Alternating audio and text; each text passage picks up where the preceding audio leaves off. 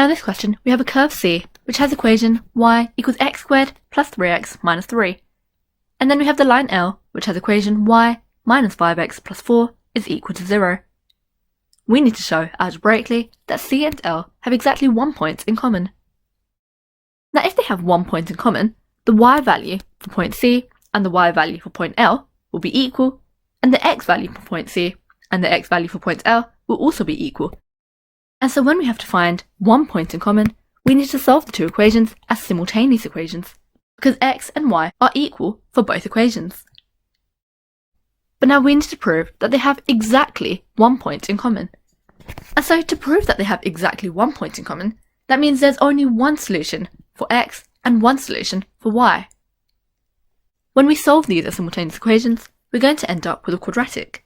And most of the time when we have a quadratic equation, we end up with two solutions, two values of x and two values of y.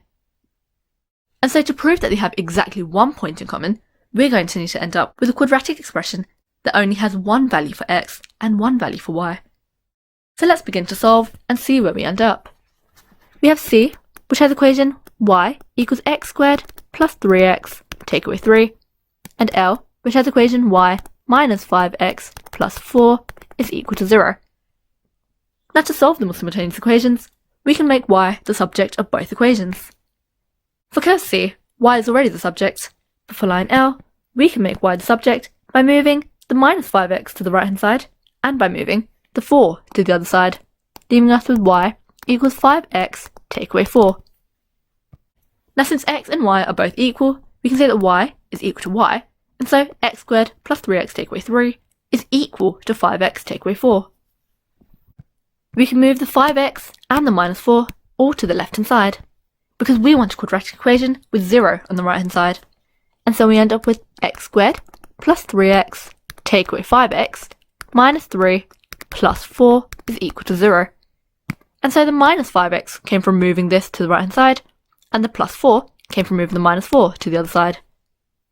Now we can simplify by collecting like terms. X squared stays how it is.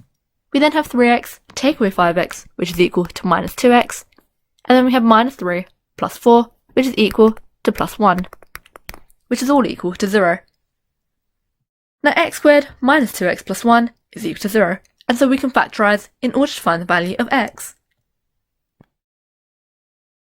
By factorising this, we end up with x minus 1 all squared is equal to 0, and so therefore x must be equal to 1. We found that x is equal to 1, but remember, like we said, that in most quadratic expressions we end up with two values for x. We can see that in this situation we have x minus 1 all squared, which means that there's only one solution for x, and x is equal to 1. And so automatically this proves that C and L have exactly 1 point in common. And we have to have a conclusive statement at the end to explain this. We can say that there is only one value of x,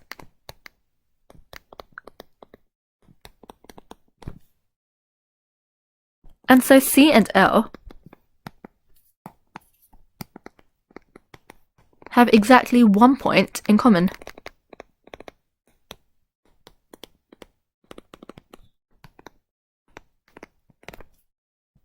And so we've now proven algebraically that C and L have exactly 1 point in common by finding that there's only one value of x when we solve the simultaneous equations. Now this question is worth 4 marks. We get the first mark for setting x squared plus 3x minus 3 equal to 5x minus 4. We get the second mark for simplifying and saying that x squared take away 2x plus 1 is equal to 0. We get the third mark for factorising and for saying that x minus 1 all squared is equal to 0, and therefore x must only be equal to 1. And we get the fourth and final mark for concluding that there is only one value of x, and so C and L have exactly 1 point in common, allowing us to achieve the full 4 marks needed in this question.